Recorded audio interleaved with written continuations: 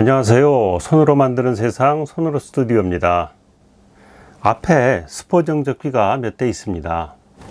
크기가 작은 이 충전식 스포 정적기는 제가 처음으로 사용했던 스포 정적기입니다.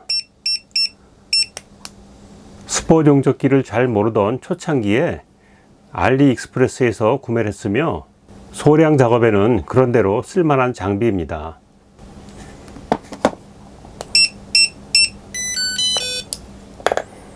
옆에 있는 큰 스포 정적기는 처음으로 제작한 2kVA 용량의 링코어 스포 정적기입니다. 중국산 회로를 사용했고 스폿 핸들은 2차 건선에서 직결을 했습니다. 0.15T, 0.2T는 물론 0.5T까지도 스폿 용접이 되는 괴물급 용접기입니다. 2차 건선에서 스폿 핸들을 직결해 무척 뻣뻣하고 크기가 크며 무겁다는 단점이 있습니다. 그래도 지금 가장 주력으로 사용하는 스폿 용접기입니다. 두 번째로 제작한 1kVA 용량의 링코어 스폿 용접기입니다. 1차 때와 같은 중국산 회로를 사용했고 크레토스 단자를 달아 핸들의 탈부착이 가능하도록 만들었습니다. 그런대로 쓸만은 한데 핸들의 탈부착이 가능하고 무게가 좀 가볍다는 장점 이외에는 2kVA 용접기와는 비교 불가입니다. 이 용접기는 슈퍼 커패시터를 이용해서 만든 용접기입니다. 어렵지 않게 만들 수 있고 성능도 꽤 괜찮은 편입니다. 0.15T는 가볍게 스폿 용접이 되고 0.2T까지도 용접이 가능합니다. 단점으로는 커패시터를 전원으로 사용하므로 스폿을 칠수록 전압이 낮아지고 낮아지는 전압을 충전해 가며 작업을 해야 합니다. 그리고 이 장비는 장기 미사용 시 커패시터의 자연 방전이 있어 충전을 해야만 사용을 할 수 있습니다. 그래서 이번에 새로운 용접기를 만들어 보고자 1.5kVA 용량의 변압기와 자작인들에 의해서 이미 검증이 된 후니파파님 회로를 준비했습니다. 그동안의 경험과 아쉬웠던 부분을 보완하여 괜찮은 스폿 용접기를 만들어 보겠습니다. 이번 작업을 위해 준비한 재료들입니다. 1.5kVA 가정용 소형 변압기입니다. 25년 된 변압기인데 얼마 전 당근에서 나눔을 받았습니다. 스폿 용접 회로는 많은 자작인들에 의해 검증되었고 오랜 기간 스폿 용접 회로를 연구하신 후니파파님의 AC 스폿 용접기 회로를 준비했습니다. 2차 건선용으로 35 스퀘어 용접선과 투명 수축 튜브 그리고 링 단자를 준비했습니다. 스폿 핸들은 성능의 극대화를 위해 2차 건선에서 직결하려다가 편의성을 생각해 크레토스 단자를 이용해 사용하기로 했습니다.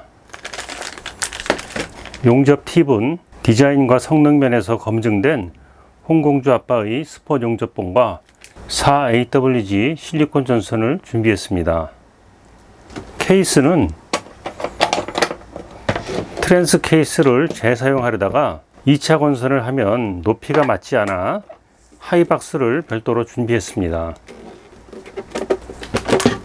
그럼 작업을 시작하겠습니다.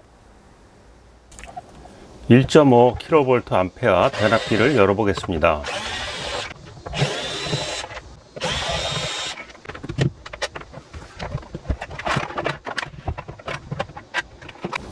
내부는 이렇게 생겼습니다. 링코어를 분리하기 전에 220V 전원선과 직접 만나는 링코어의 에나멜선 두 가닥에 표시를 해 놓겠습니다.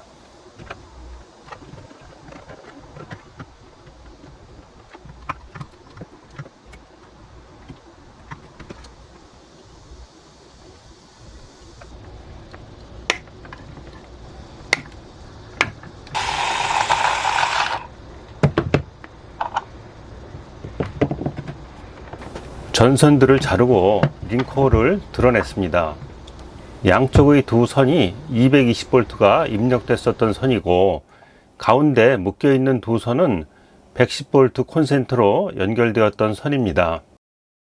가운데 선 두 가닥을 묶은 상태에서 양쪽 전선에 220V를 인가하고 2차 건선에서 발생하는 유도 전압을 측정해 보겠습니다. 2차 건선을 8바퀴 감았습니다. 약 5.6V의 전압이 측정됩니다. 이번에는 12바퀴를 감았습니다. 약 8.5V가 측정됩니다. 두 바퀴를 풀어 10바퀴를 감았습니다. 10바퀴에서는 약 7V가 측정됩니다. 11바퀴를 감았더니 약 7.7V가 나왔습니다. 2차 건선에서 출력되는 전압은 AC 6V에서 7V 사이면 좋다고 합니다. 이번 작업은 2차 건선을 11바퀴 감아 7.7V로 작업을 진행하겠습니다. 링코어의 선을 정리하고 바깥쪽에 캡턴 테이프를 감아주었습니다.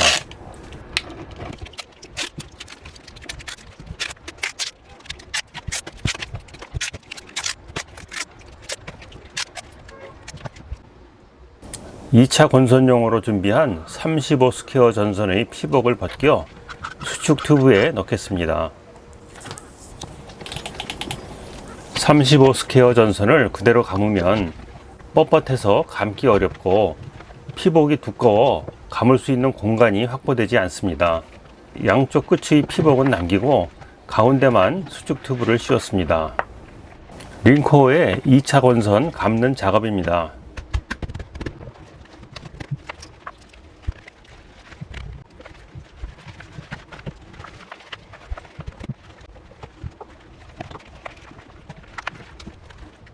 열한 바퀴를 감고 케이블 타이로 묶었습니다. 220V가 입력됐던 링코어의 선 두 가닥에 회로와 연결할 단자 작업을 해 놓습니다. 다음은 케이스 작업입니다. 부품 장착할 위치를 정확히 표시하고 타공을 합니다. 하이박스 표면을 보호하기 위해 타공이 될 지점에 마스킹 테이프를 붙였습니다. 스포트 회로 표시창과 조절 다이얼, 크레토스 단자, 스위치, 전원 연결 단자 등을 설치할 구멍을 뚫어줍니다. 사각 타공은 드레멜을 이용해 그림보다 조금 작게 자른 후 커터칼과 비버링 툴로 조금씩 넓혀 크기를 맞춥니다.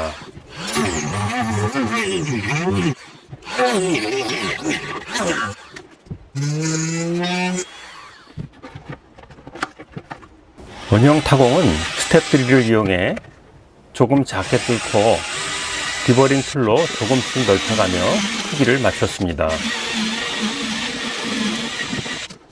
타공 작업이 끝났습니다. 하이박스 밑판을 먼저 고정합니다. 밑판 가운데 긴 볼트는 링코어를 고정할 볼트입니다. 하이박스에 링코어를 넣고 2차 건선 끝단을 크레토스 단자와 연결에 알맞은 길이로 자르고 링 단자를 연결합니다.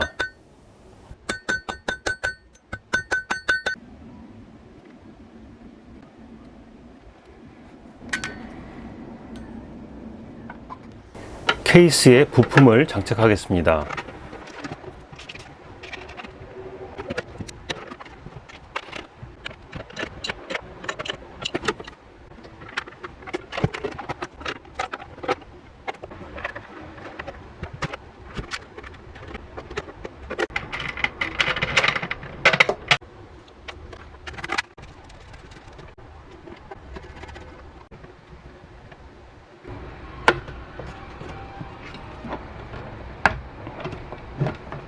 (220V) 입력선은 스위치를 거치도록 연결합니다. 부품 장착이 끝났으면 링코어의 자리를 잡아줍니다.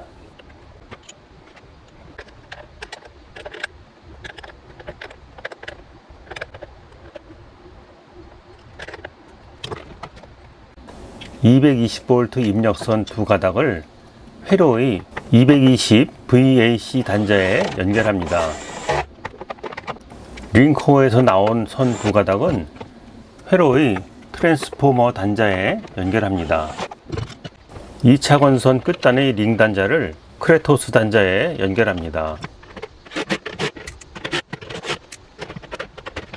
뚜껑을 닫았을 때 간섭이 없는지 확인합니다. 스폿 핸들 작업입니다. 크레토스 단자와 4AWG 실리콘 전선 1m 그리고 홍공주 아빠 스폿봉을 준비했습니다. 1m짜리 실리콘 전선을 반으로 잘라 작업을 하겠습니다. 장비가 충분히 뒷받침이 안 돼 손발이 고생을 하는 편입니다.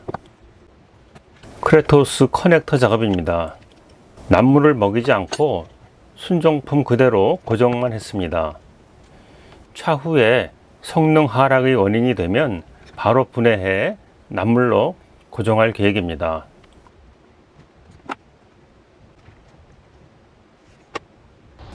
스폿 용접봉 작업입니다. 전선 끝이 피복을 벗겨 단자 안으로 넣고 납을 녹여 고정시켰습니다. 납이 식으니 꽤 견고하게 고정이 됐습니다.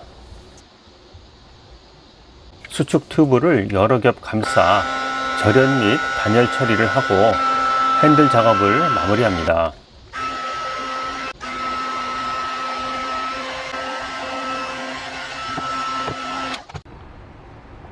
작업이 모두 끝났습니다. 스폿 핸들을 연결하고 작동 테스트를 해 보겠습니다.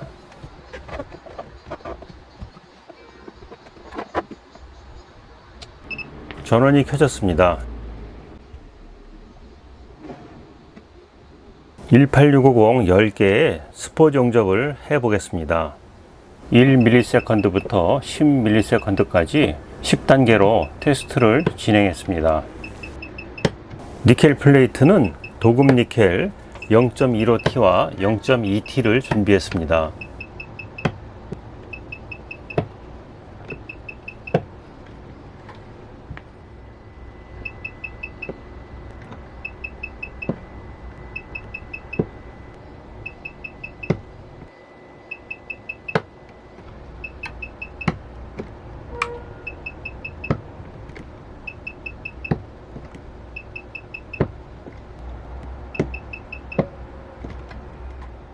(0.15T는) 5ms 정도에서 결과가 좋았고 0.2T는 9ms 이상에서 잘 붙었고 열화는 전혀 나타나지 않았습니다. 정확한 스폿 데이터는 테스트를 더 많이 거쳐야 할 것 같고 오늘은 일단 작동이 부드럽게 잘 되는 것을 확인했습니다. 오늘은 스폿 용접기 제작에 가장 적합하다는 1.5kVA 용량의 링코어를 이용해 스폿 용접기를 만들어 봤습니다. 스폿 용접기 만드는 것은 어렵지 않은데 영상 만드는 것은 정말 어렵고 손이 많이 갑니다. 이번 작업을 통해 그동안 사용했던 중국 회로와 후니 파파님 회로와의 차이점을 확실히 알 수 있었습니다. 중국산 회로도 쓸만은 했는데 사용하면서 내내 조금의 불안감은 있었는데 후니 파파님 회로 사용하면서는 일말의 불안감도 들지 않았고 매우 정확하고 안정되게 회로를 컨트롤할 수 있었습니다. 스폿 용접기 제작 계획이 있으신 분들은 비용이 조금 더 들더라도 국산 회로 쓰시는 것을 추천드립니다. 그리고 저는 유튜브 영상을 찍느라 스폿 용접기를 여러 대 만들었는데 자작하시는 분들은 한 대만 잘 만드시면 오랫동안 쓰실 수 있습니다. 경험상 한 대만 만드신다면 1.5kVA 용량의 스폿 용접기를 적극 추천드립니다. 전기는 우리에게 많은 편의를 제공해 주는 만큼 위험성도 항상 따라다닙니다. 전선 하나 연결하는 것도 정확히 알고 연결을 해야 합니다. 항상 안전을 생각하면서 작업을 하시기 바랍니다. 그럼 다음 영상에서 뵙겠습니다.